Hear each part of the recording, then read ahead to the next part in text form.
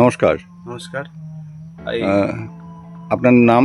আমার নাম বলতে আমার এটা বাবার জমি। বাবার নাম হচ্ছে বাসুদেব প্রামাণিক। আমি হচ্ছে তার ছেলে বলছি। হুম।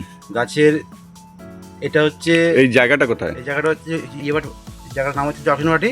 হুম। এই হচ্ছে গাছের সব কিছুই ঠিক আছে। আপনি এইবারে একটু জৈব পদ্ধতিতে চাষটা করেছেন, তা আপনার ইয়েতে জমিতে ব্যবহার করেছেন কি এই রয়্যাল গোল্ড? হ্যাঁ, রয়্যাল গোল্ড।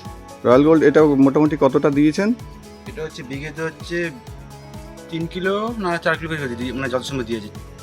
আচ্ছা, ভেরি গুড। বাহ, গাছের গুড়ি একটা মানুষের সমান।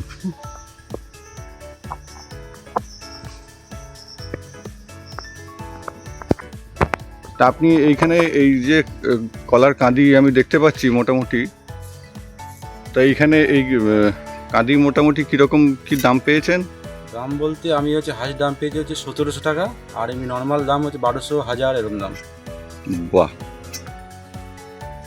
আমরা মূল চাষিকেই পেয়ে গিয়েছি, ওনারই বাগান।